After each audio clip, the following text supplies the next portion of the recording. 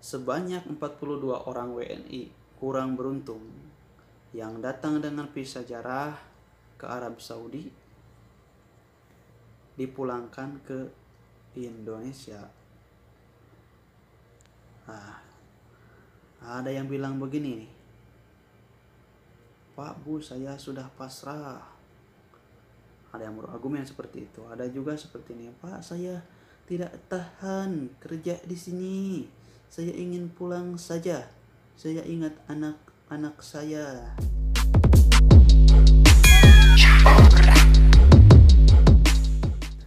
Bismillahirrahmanirrahim. Assalamualaikum warahmatullahi wabarakatuh.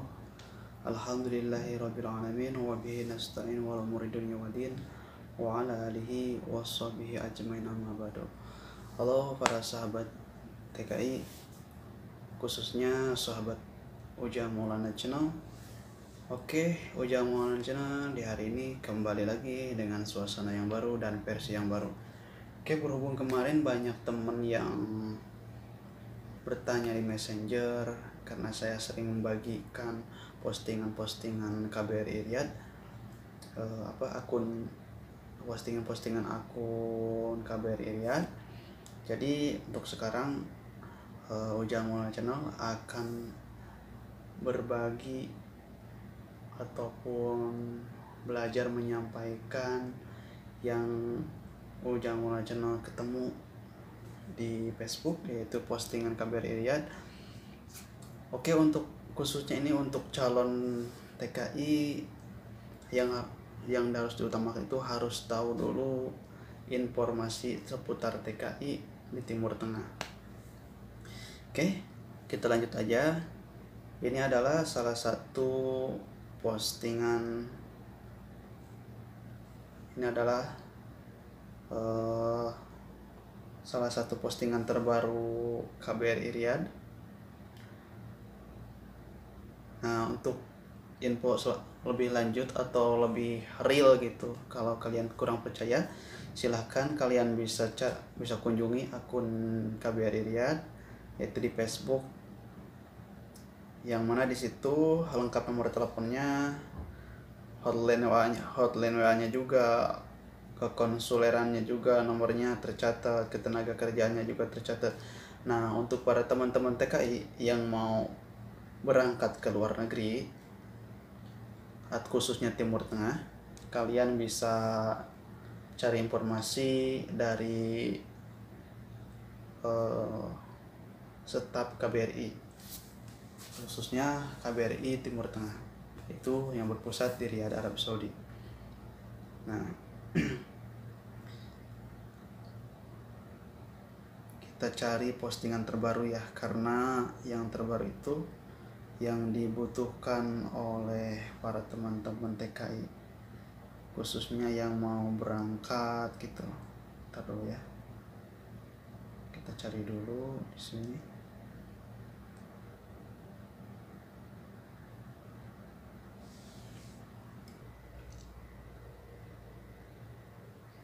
Nah, oke guys, sudah ketemu. Ini adalah salah satu postingan KBRI Riyadh yang insyaallah yang hari ini akan mencoba Ujang Maulana sampaikan sesuai dengan kebutuhan para teman-teman yang sering bertanya. Diupload pada tanggal 7 September. KBRI Riyadh telah memfasilitasi kepulangan atau pemulangan 42 orang WNI ke tanah air Indonesia pada tanggal 6 bulan 9.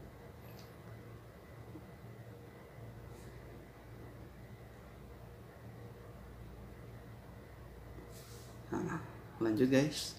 Selama menunggu proses penyelesaian masalah, sejumlah WNI menetap sementara di tempat tinggal sementara, yaitu shelter KBRI Riyadh. #Ruhama. Saat ini shelter KBRI Riyadh dihuni oleh sejumlah besar WNI yang datang ke Arab Saudi dengan visa sejarah. Nah, ini sesuai dengan tema kali ini guys.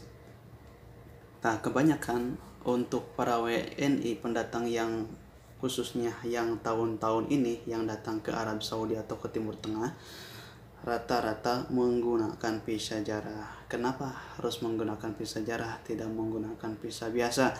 Karena pada dasarnya untuk WNI ataupun untuk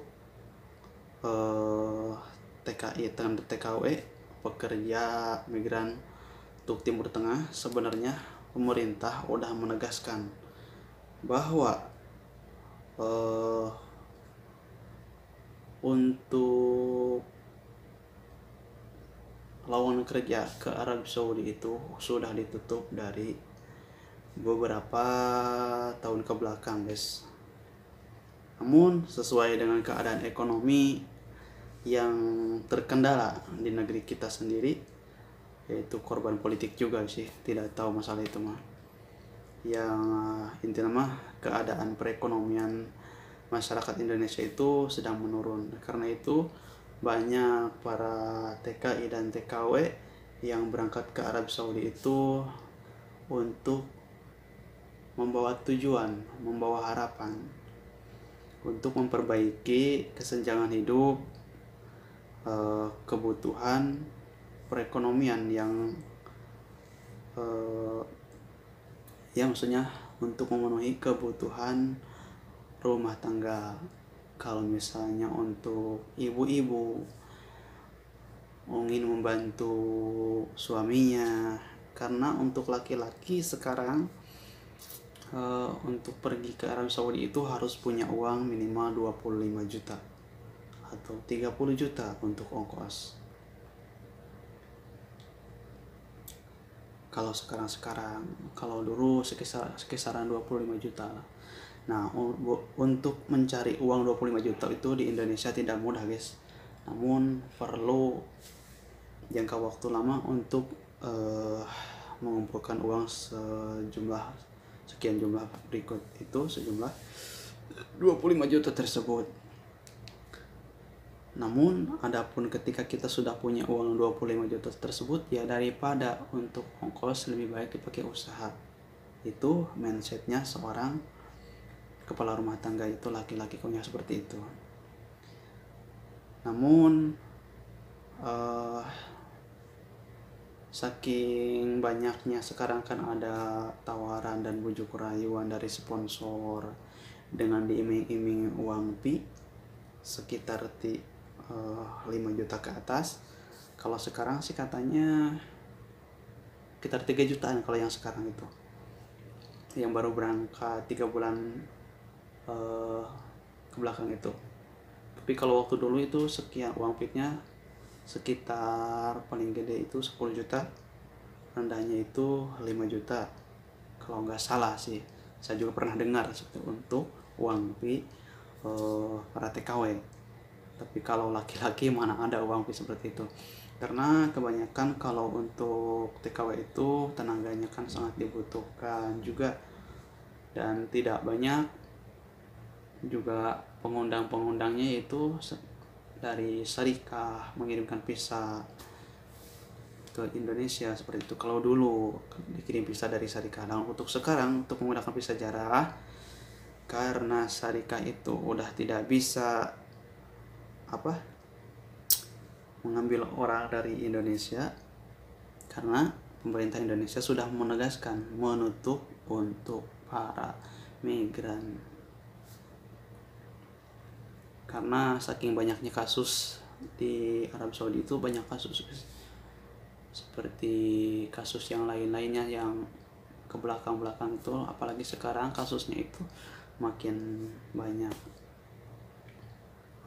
Kalau nggak salah kemarin pas waktu Migran Day sudah dijelaskan oleh Bapak petugas ini tuh dari Komjen, bahwa sekarang itu kasus di Arab Saudi itu semakin meningkat. Masalah gaji tidak dibayar, terus tidak bisa menelpon ke rumah karena majikannya cemburuan lah, majikan istrinya itu. Terus banyak yang lainnya juga lah. Nah, seperti itu. Saat ini, shelter KBRI Riyadh dihuni oleh sejumlah besar WNI yang datang ke Arab Saudi dengan menggunakan visa jarah. Hati-hati, kalau ibu-ibu mau berangkat ke Arab Saudi ditanyakan dulu visanya. Atau kalau bisa sih cari informasi yang real atau yang bisa dipercaya lah. Jadi sponsor itu bukan agent ya, jangan dipercaya. Kalau memang ibu-ibu butuh, tapi jangan mengorbankan diri untuk sejumlah harapan yang belum terlihat lah. Orang lain mungkin bisa sukses ya karena jalan-jalannya mereka kuat. Namun kebanyakan untuk TKI sekarang itu 3 bulan udah gak kuat karena pengen kabur. Karena majikannya juga sekarang gajinya selain murah, gajinya sekarang untuk TKI yang menggunakan visa jarah, TKW untuk yang menggunakan visa jarah itu 1.000 real. Ketambah selain kecil gajinya, tidak dibikinkan igoma karena visa jarah itu tidak bisa dibikinkan igoma terkecuali kalau sudah 90 hari itu juga bisa diperpanjang visanya, izin tinggalnya. Kalaupun majikannya sanggup untuk membayar, tapi kalau tidak ya terpaksa untuk ilegal. Sedangkan untuk TKI ilegal itu risikonya sangat besar. Seperti itu. Apa bedanya orang yang kerja dengan menggunakan visa jarah dengan kaburan? Ya sama. Namun ada bedanya juga. Dan untuk ibu-ibu ataupun para TKW, ibu-ibu TKW yang sudah terlanjur berangkat, ya harus kuatkanlah kalau menurut saran dari pribadi dan dari pemerintah juga seperti itu, harus dikuatkan. Namun adapun untuk yang tidak kuat terkadang kan pengen kabur, tapi jangan kabur. Harus intinya itu harus cari jalan keluar dengan cara menghubungi nomor KBRI atau nomor kekonsuleran, kan bisa hubungi langsung untuk para ibu-ibu ke nomor WA-nya. Coba cari di Facebook ya, ketik dengan KBRI Riyadh. Nah, seperti ini.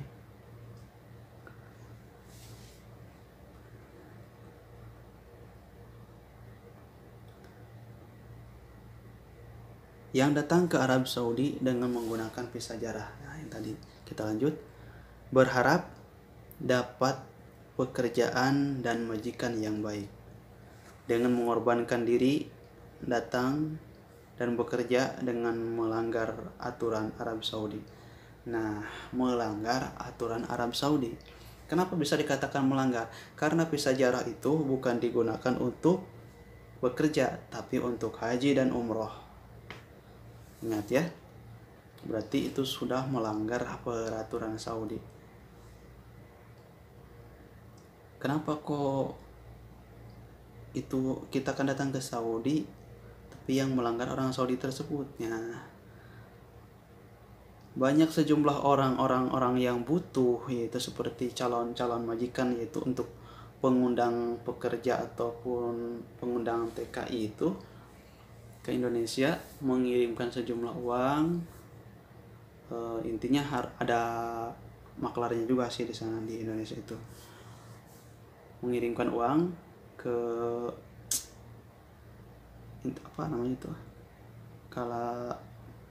ke salah satu orang, mungkin itu mafia juga mungkin, atau penghubung antara si majikan kemudian orang tersebut memberikan upah untuk mencarikan calon pekerja, kemudian turun lagi ke sponsor, dan kemudian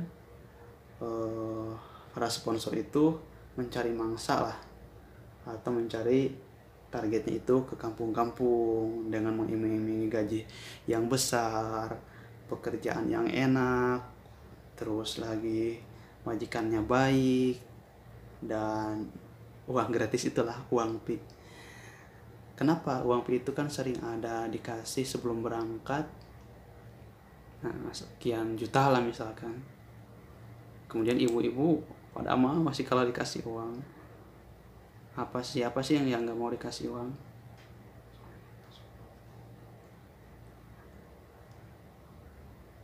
Bentar ya, bentar. Nah itu tadi sudah dibacakan dengan melanggar aturan Saudi. Karena ingat, visa jarak itu digunakan bukan untuk bekerja, melainkan untuk umrah dan haji.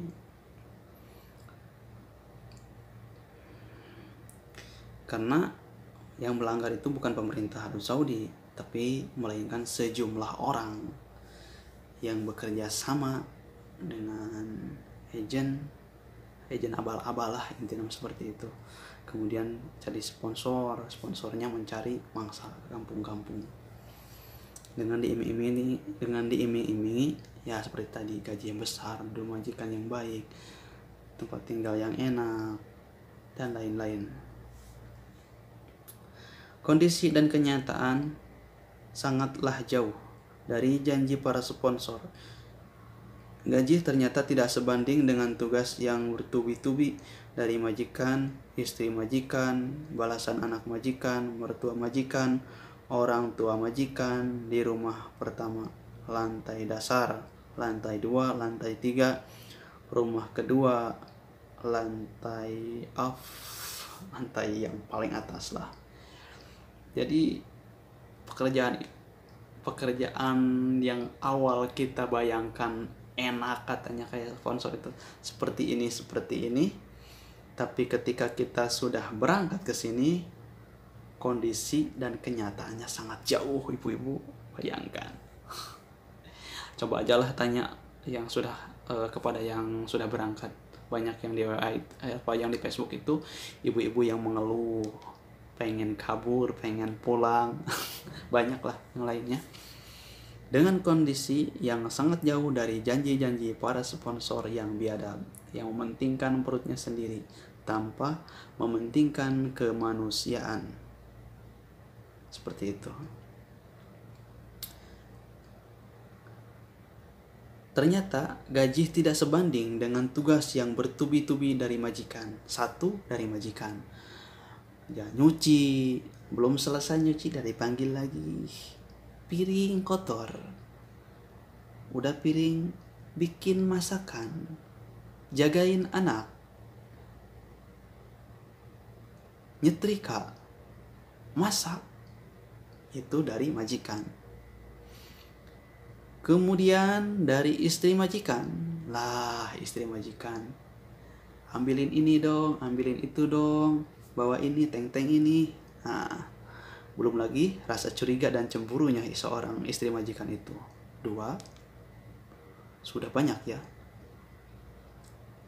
Kemudian balasan anak majikan. Nah, balasan anak majikan, kalau anak majikan yang belum dewasa, masih kecil, anak itu kan jahilnya dan bandamnya minta ampun, kadang mukul kepada kita. Mau balas kita pukul, nah orang tuanya nanti akan lapor ke polisi dan kita akan mendekam di penjara dengan hukuman yang belum kita tak ketahui. 1, 2, 3, ada 3. Dari mertua majikan. Nah, mertua majikan sama, inilah itulah, karena belum kita ketahui. Nanti bisa dirasakan dan bisa ditanyakan kepada ibu-ibu yang sudah berangkat. Dari mertua majikan, dari orang tua majikan. Nah, kalau kita salah sedikit, orang sini marahnya minta ampun. Apalagi orang sini berbicara itu tidak bisa pelan. Bla bla bla bla bla bla bla bla. Lah, kalau kita belum ngerti bahasanya, walaupun tidak marah, disangka marah majikan. Tidak betah, bikin nyali kita ciut. Sedihnya minta ampun. Kadang makan juga diatur, mandi diatur.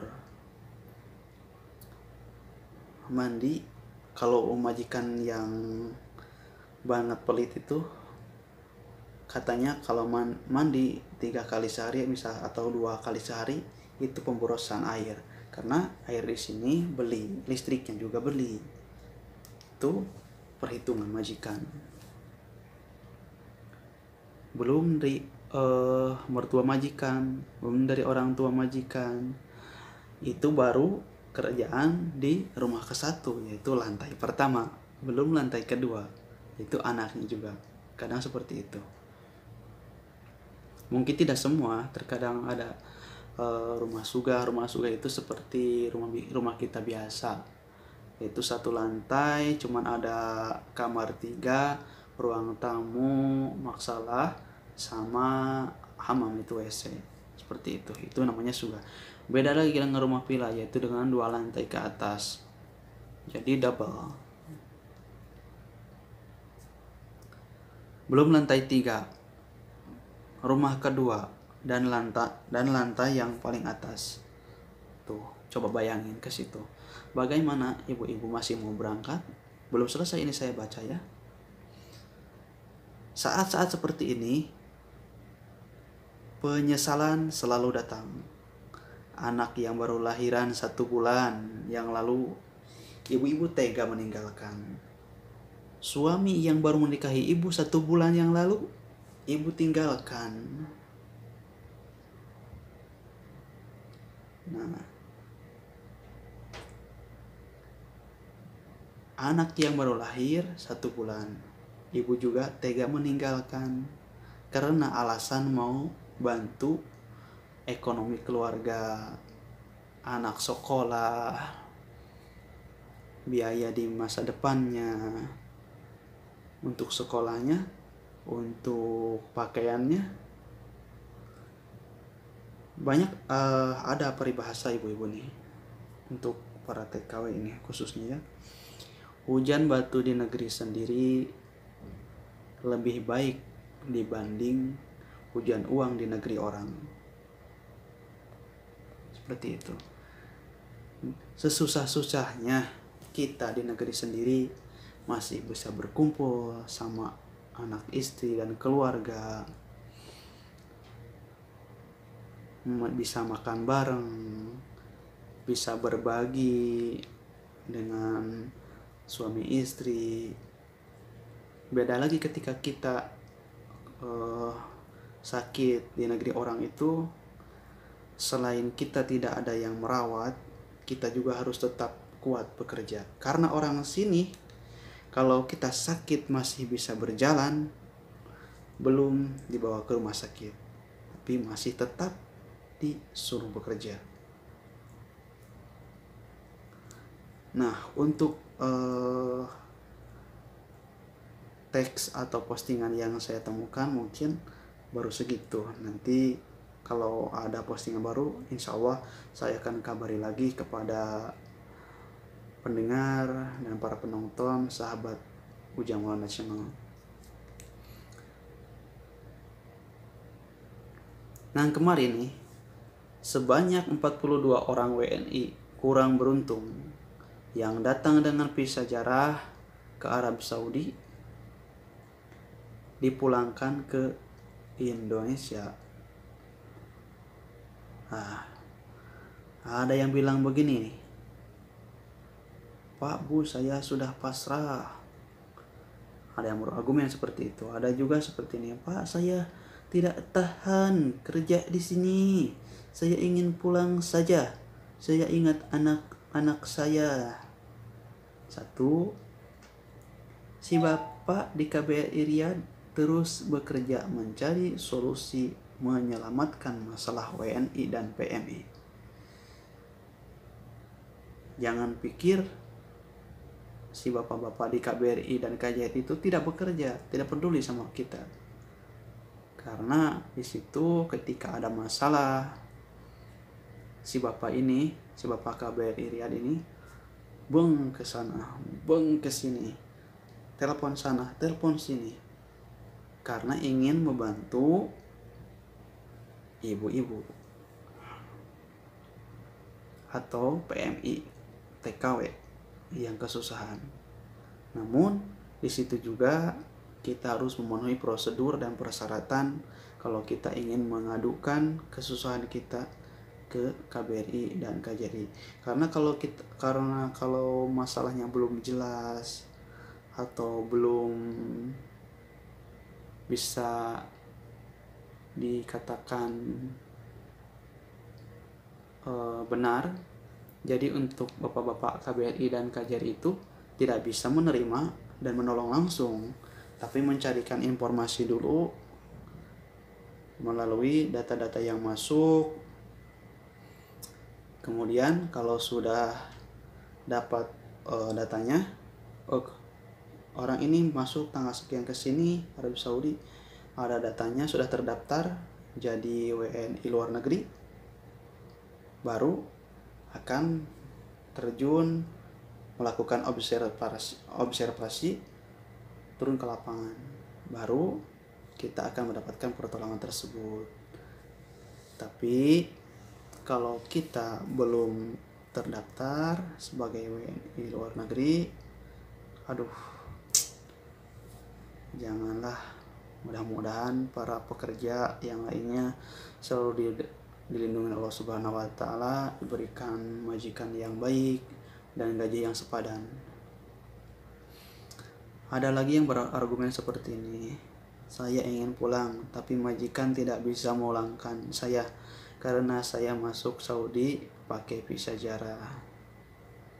Pak, sponsor saya tidak mau bertanggung jawab. Keluarga saya tidak mampu belikan tiket pulang. Itulah ruginya kalau kita berangkat dengan visa jarah untuk tahun-tahun ini. Bukan hanya bapak-bapak KBRI, ibu-ibu, teman-teman semua, si ibu di KBRI juga terus berpikir bagaimana menyulap pasrahnya WNI jadi sebuah tiket buat WNI. Nah, di luar sana masih ada yang sulit atau judid ngatain KBRI Riyadh enggak ngapa-ngapain, enggak ada upaya. Banyak pikiran-pikiran teman-teman yang seperti inilah. Karena padahal KBRI Riyadh atau KBRI juga, pemerintah juga menolong kita itu berdasarkan data yang masuk, seperti itu.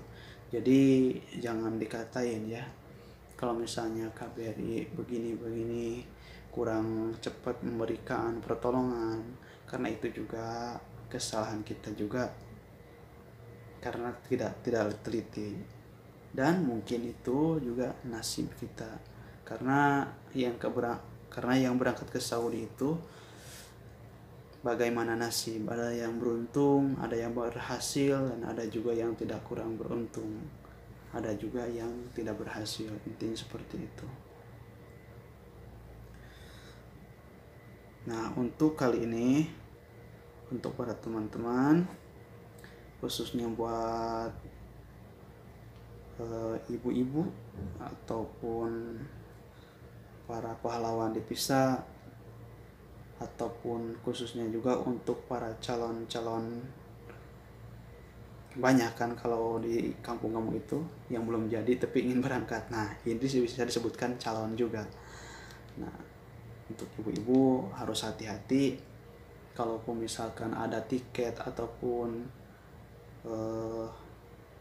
ada pekerjaan untuk keluar negeri berangkat ke sini. Ibu-ibu harus cari informasi dulu, harus bertanya kepada yang sudah pengalaman, ataupun bisa cari informasi di YouTube, di Facebook. Kan banyak di Facebook itu ada komunitas TKI Arab Saudi, ada komunitas TKI Kaburan, ada komunitas TKI resmi, ada komunitas TKI dan lain-lainnya. Ya, kalau pengen mendapatkan informasi yang real, kata saya juga, silahkan cari tahu di beranda KBRI Riyadh. Di situ nomornya lengkap, nomor WA-nya juga lengkap, nomor kekonsulerannya juga lengkap. Di situ ibu-ibu bisa kontak dan menanyakan tentang lowongan kerja ke Arab Saudi, ataupun harus gimana, minta arahannya. Karena untuk visa jarah sekarang itu medikal, bikin paspor, nggak ada PAP, nggak ada. Kalau di PAP itu kan kita diberikan arahan, jadi dalam sekian hari atau misalkannya satu minggu itu kita ada 2 kali pertemuan di PAP itu. Jadi kita diberikan arahan di sana. Ketika kita datang ke sini harus seperti ini, beradaptasi, dan juga harus berhati-hati di luar negeri itu dengan menyimpan gaji kita, berbahasa dan berbahasa, terus bertata krama kepada majikan. Kalau di PAP itu diajarkan. Nah, kalau untuk yang sekarang menggunakan visa jarah, mungkin ini mah 95% mungkin tidak ada yang namanya PAP. Mungkin. Adapun juga mungkin hanya iming-iming yang tadi yang dijelaskan tadi. Iming-iming yang keluar dari mulut-mulut sponsor yang tidak bertanggung jawab. Nah, untuk teman-teman, untuk kali ini cukup sekian yang saya sampaikan. Kurangnya minta maaf karena saya juga masih tahap belajar. Tapi kalau yang menyampaikan itu, kita harus menyampaikan dengan sesuai teks yang kita baca. Nah, untuk kurangnya mohon dimaafkan, mohon dari bahasa yang kurang lurus, misalnya kurang runtutannya, mohon dimaafkan. Dari cara penyampaiannya juga ada yang salah, misalnya juga ada kesalahan dalam kebenaran yang saya sampaikan, mohon dimaafkan. Dan untuk mencari kebenarannya, silahkan untuk para sahabat-sahabat semua bisa lihat langsung di berandanya KBRI Riyadh. Usikum binafsi bitaqwallah. Wassalamualaikum warahmatullahi wabarakatuh.